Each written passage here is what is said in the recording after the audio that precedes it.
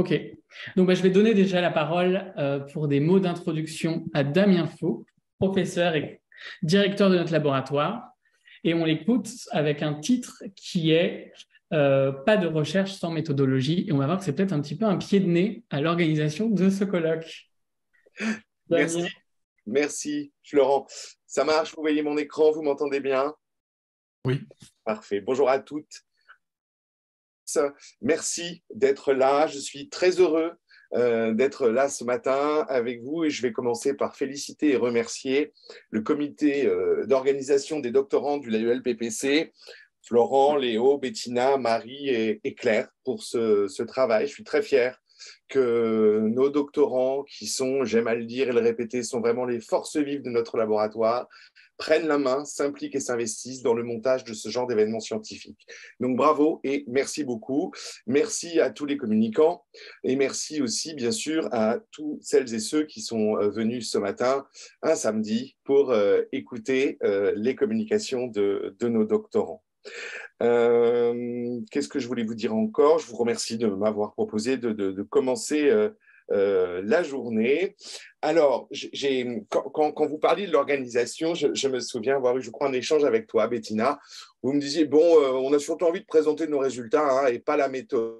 Ah, tiens, voilà, donc je vais faire effectivement, Florent, un pied de nez, un poil provoque. Ah bon, vous ne voulez pas parler de méthodo, donc du coup, je vais m'y coller pour la bonne et simple raison que si j'ai mis une image illustrative qui évoque la clé de voûte, c'est parce qu'il n'y a pas de recherche sans méthodologie, je ne vous apprends rien. Donc, mon propos n'est pas tant de faire un cours de méthodologie qui ne servirait pas à grand-chose, mais peut-être de recontextualiser ça dans ce qu'on fait nous, LPPC, et de mettre l'accent sur certains points qui me semblent importants. Et là, je vais m'étayer sur mon expérience de directeur de recherche depuis une vingtaine d'années, tant auprès d'étudiants en master que de doctorants. Voilà. Donc, pourquoi?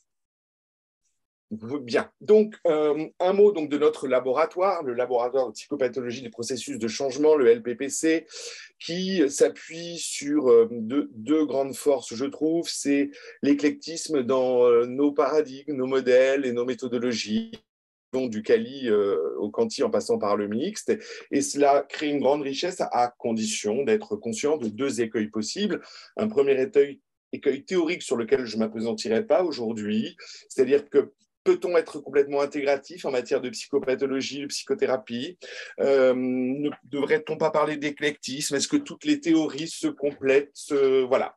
Donc, attention à cela, mais je vais plutôt parler de l'écueil méthodologique où puisque nous revendiquons une approche très ouverte sur les différentes méthodologies, nous ne sommes pas exempts de stéréotypes hein, autour d'un côté le quanti dans sa froideur vu comme trop réductionniste et à l'inverse le quali dans sa richesse vu comme un petit peu molle d'un point de vue épistémologique.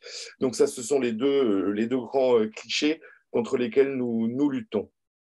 Alors, quelques exemples comme ça au gré de ma pratique d'enseignant-chercheur, d'étudiant que j'ai pu entendre me dire oh, moi je veux faire du quali parce qu'en fait j'ai horreur des stats.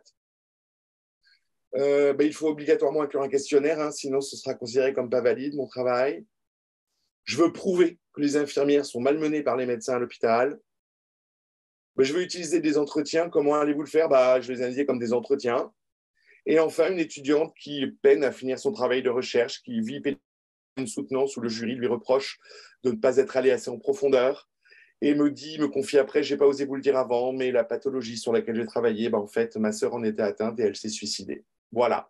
Tous ces petits exemples, pourquoi je vous les mets ici? Parce que toutes ces petites phrases en disent long sur les implications de ces éléments sur les choix de recherche et notamment sur les choix méthodologiques. Alors, en théorie, évidemment, j'enfonce des portes ouvertes, mais le choix méthodologique vient dans une certaine temporalité donnée dans la construction du projet de recherche et il vient après les objectifs, les objets de recherche et les questions posées. Le choix de la méthodologie devrait théoriquement se faire à ce moment-là. Et à quoi sert-il? Évidemment, c'est quoi la méthodologie? C'est garantir que les données que nous produisons à l'occasion de ce travail ne seront pas de l'ordre de l'opinion, de la croyance, de la littérature ou encore de la conviction, mais seront de nature scientifique. Mais il s'avère que dans les faits, on ne suit jamais que je vous ai énoncés tout à l'heure. Pourquoi? Eh bien, parce que des choses interfèrent. Des choses qui ont trait à l'attrait personnel que l'on a, normal, hein, pour tel ou tel type d'approche, de méthode, de type de connaissance, qu'on pourrait appeler son épistémologie personnelle. Hein. Bien sûr, c'est influencé par les valeurs et les causes, parfois que l'on défend de manière presque militante. Alors là, on est dans le champ des croyances, des convictions propres, et pas seulement en psychologie, mais en général. Et tout ça sont des phénomènes on ne peut plus normaux, mais qui peuvent induire de nombreux biais au long du processus de recherche, en amont comme en aval, si certaines précautions ne sont pas prises. Alors, moi j'aime bien interroger les anciens. Et parmi les anciens, il y a un petit texte que je relis très régulièrement. C'est le texte très célèbre de Daniel Lagache, l'unité de la psychologie que l'on considère comme étant l'acte de naissance de la psychologie clinique en France. J'aime beaucoup relire cette petite opuscule qui, je trouve, toujours d'une actualité saisissante, même si l'utopie de Lagache à la fin qui prétend que les conflits de modèles sont un moment dépassé de l'histoire de la psychologie n'est pas tout à fait juste. Alors, qu'est-ce qu'il nous dit là-dedans? Bon, déjà, sachant que dans ce livre, il ne parle pas de recherche, en fait. Enfin, il s'y réfère, mais ce n'est pas son propos. Mais finalement, dans la psychologie clinique, dans sa praxis, comme dans sa recherche, me semble-t-il, cet ouvrage est un réel plaidoyer pour ce que l'on pourrait appeler une méthode mixte en psychologie. Il s'étaye sur la description de deux tendances pures idéales, que sont d'un côté le naturalisme, très proche des sciences de la vie, où il est question de mesure, de quantifier, de réduire, de minimiser l'effet psychique, enfin de les réduire à des choses. Et à l'inverse, à l'autre pôle, l'humanisme, où il s'agit plus de décrire et de comprendre, de considérer le tout dans la concrétude et la de la situation et de maximiser cette subjectivité. Et il dit que ces deux tendances infiltrent la psychologie clinique et il dit aussi que, cependant, aucune des positions extrêmes, d'un côté ou de l'autre, n'est possible, souhaitable ou tenable en psychologie clinique. Quand bien même on serait plus proche de l'une que l'autre, on ne peut pas faire l'une sans l'autre. L'exemple typique qu'il donne, c'est que quand bien même en tant que clinicien, on peut avoir recours dans son activité clinique, par exemple, à un test, donc un outil a priori construit selon les règles d'une posture naturaliste, eh bien, ce test n'aura pas beaucoup d'importance, de valeur, de sens, s'il n'est pas replacé dans une démarche plus humaniste, l'intégralité de l'histoire de la personne, de ses symptômes, de son motif de consultation, etc. Par ailleurs, il rappelle que la vision réductionniste pure est complètement irréaliste chez l'homme pour des questions méthodologiques et déontologiques. On ne peut pas manipuler les phénomènes humains comme des variables de laboratoire. Et il dit aussi que l'humanisme pur est tout aussi impossible parce qu'il y a toujours une infiltration, même à minima, de naturalistes. On applique malgré tout des règles et des lois quand on est dans l'interaction clinique à main nue. Alors, encore plus ancien, Blaise Pascal, qui, d'ailleurs, pardon, ça y est, Lagache, pardon, s'y réfère dans son ouvrage rapidement. Dans Les pensées de Pascal, il y a ce petit paragraphe sur l'esprit de géométrie et l'esprit de finesse. Et je trouve que c'est un très bon exemple des enjeux qu'il y a dans notre posture de chercheur en psychologie clinique. C'est un petit peu long, mais je vous invite à ce qu'on le lise ensemble. En l'un, donc, différence entre l'esprit de géométrie, qui renverrait à la loi, à la norme, à la mesure, et l'esprit de finesse, qui renverrait plus à quelque chose proche de l'intuition. En l'un, les principes sont palpables, mais éloignés de l'usage commun, de sorte qu'on a peine à tourner la tête de ce côté-là, par manque d'habitude. Mais pour peu qu'on l'y tourne, on voit les principes à plein. Et il faudrait avoir tout à fait l'esprit faux pour mal raisonner sur des principes si gros qu'il est presque impossible qu'ils échappent. Mais dans l'esprit de finesse, les principes sont dans l'usage commun et devant les yeux de tout le monde. On n'a que faire de tourner la tête, ni de se faire violence, il n'est question que d'avoir bonne vue. Mais il faut l'avoir bonne, car les principes sont si déliés et en si grand nombre qu'il est presque impossible qu'ils n'en échappent. Or, l'omission d'un principe mène à l'erreur. Ainsi, il faut avoir la vue bien nette pour voir tous les principes, et ensuite l'esprit juste pour ne pas raisonner faussement sur des principes connus.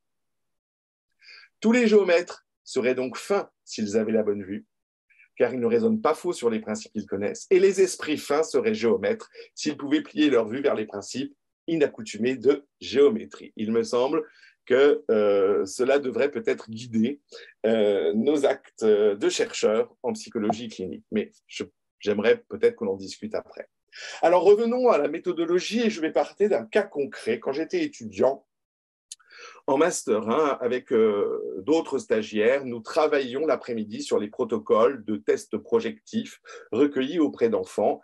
Et une de mes collègues, systématiquement dans l'analyse du TAT de l'enfant, arrivait à dire à un moment « Ah, il y a vraiment une tendance abandonnique chez cet enfant. » Et la semaine d'après, pareil. Et la semaine d'après, pareil. Bref, tout le monde a compris où je veux en venir. On se demande plus chez qui était la tendance abandonnique, mais en tout cas, peut-être pas chez tous les enfants. Et ça, cette question, ça mène aussi dans la recherche parce qu'elle pose globalement la question de la distance que l'on a avec son objet de recherche. Alors, dans la réalisation d'un travail, l'enjeu, c'est de trouver la bonne distance. Bonne distance, c'est-à-dire ni trop près, parce que si c'est trop près, voilà, on projette tout ce qu'on met dans le matériel que l'on recueille. Il s'agit de projeter nos convictions, de montrer ce que l'on veut montrer. Alors, bien sûr, toutes les motivations névrotiques ou autres peuvent s'y infiltrer, tentative de réparation de soi, des autres, pourquoi pas de dépassement aussi d'ailleurs. Et cette posture n'est pas souhaitable, et la posture extrême qui consisterait à être trop loin de l'objet n'est pas non plus très fonctionnelle, parce qu'elle pourrait compromettre l'implication, la motivation, et en tout cas, effectivement, une lecture des données très pauvre qui collerait. Et il pourrait aussi que cette tendance éloignée ne serait en fait qu'un évitement de la tendance précédente. C'est-à-dire qu'être trop loin permet aussi de ne pas être trop près. Donc, ce qu'il faut, c'est trouver l'entre-deux. Et cette méthodologie est censée nous permettre justement de rester à la bonne distance. Mais pour cela, il faut qu'elle inclue ce que certains chercheurs phénoménologistes appellent l'équation intellectuelle, qui est une notion que je trouve extrêmement intéressante. Alors, intellectuelle, c'est peut-être un petit peu parce qu'elle est tout sauf uniquement intellectuelle, elle est aussi affective, personnelle, historique, culturelle. Ça revient à ce qu'on disait tout à l'heure, c'est-à-dire toutes mes croyances, mes convictions, mes idées préconçues, mes choix épistémologiques. Et il est nécessaire, même s'il serait illusoire de croire qu'on peut tout expliciter, mais de les expliciter en grand nombre. Et la question du coup qui se pose, que je me pose et que je vous pose, c'est comment et avec qui faire ça, cette explicitation de cette équation intellectuelle et personnelle. Alors, une chose est sûre, il n'est pas souhaitable que ça se fasse seul, parce que seul, on reste dans nos angles morts. Mais alors, avec qui peut-on le faire? Des collègues, son psychothérapeute. Et la question qui m'intéresse, moi, et j'aimerais en discuter avec vous, c'est est-ce que ce rôle peut être tenu en tout ou partie aussi par la directrice, le directeur de recherche? En tout cas, j'aimerais qu'on en discute. Et pour clore, voici une petite liste de questions qui me semblent intéressantes à se poser régulièrement, du début jusqu'à la fin de son travail. D'où vient mon intérêt pour ce sujet et cette question? Quelles sont mes croyances, valeurs, convictions associées à mon sujet? Quels sont les enjeux au sens propre du terme? Qu'est-ce que j'y perds? Qu'est-ce que j'y gagne? Moi, au plan clinique, au plan social, qu'en est-il de la distance que j'ai par rapport à mon sujet? Et ça peut sans arrêt bouger et on peut être sans arrêt tenu de devoir la remanier. Et comment puis-je ajuster ma distance si nécessaire? Voilà. Je vous remercie de votre attention. Voici les ouvrages sur lesquels je me suis appuyé pour vous préparer cette courte communication qui, je l'espère, va nous permettre de discuter et d'échanger. Merci.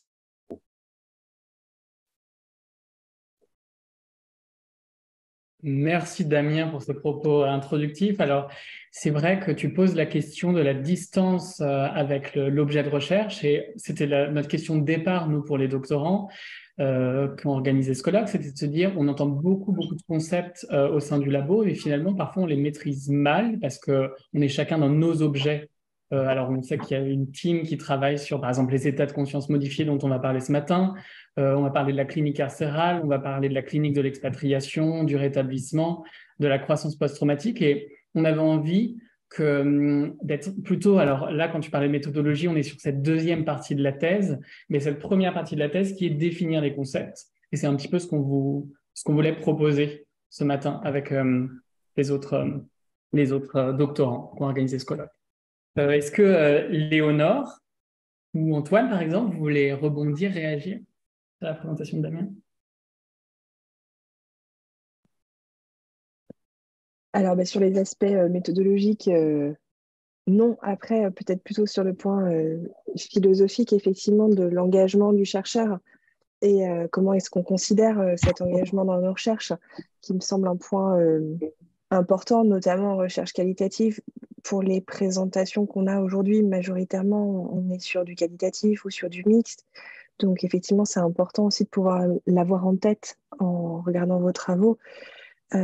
Cette idée de comment est-ce qu'on s'inclut dans la recherche, comment est-ce qu'on considère sa réflexion, quelle place on lui donne, quel sens ça a.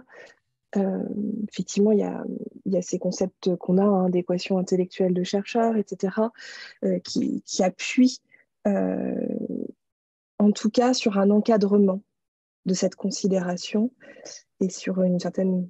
Je ne sais pas si vous seriez d'accord là-dessus, d'ailleurs, ça c'est un point à discuter, mais une espèce de...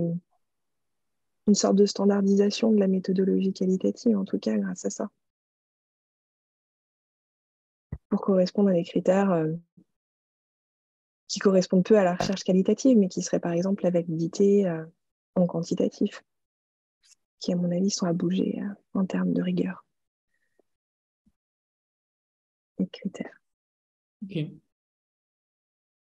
Merci Léonore. Damien, tu veux... Oui, on est sur la longueur d'onde avec Léonore. Moi, j'aimerais un peu l'avis des gens qui sont en plein dedans, des doctorants, sur justement cette question de voilà, se mettre un peu au clair par rapport à son sujet. Qu'est-ce qui vous a permis de le faire de manière la plus confortable et pertinente possible pour la conduite de votre travail doctoral? Il y a des doctorants du laboratoire qui veulent prendre la parole? Et Moi, je veux derrière ça, bien, oui.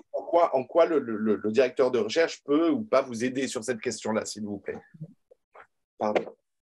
Quelqu'un voulait parler, je l'ai coupé, pardon.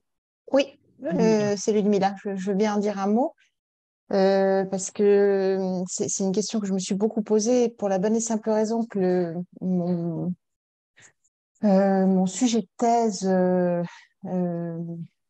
et le cadre, enfin le contexte dans lequel se pose la question me touche de près, puisque je travaille avec une population expatriée, je suis aussi expatriée, et j'ai choisi sciemment de me concentrer sur une population particulière qui est les enfants issus de familles expatriées, et j'en fais partie.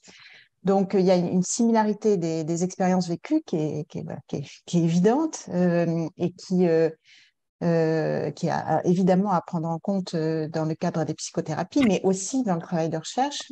Et c'était une telle question que j'ai pris un an pour y réfléchir avant de me lancer dans la thèse.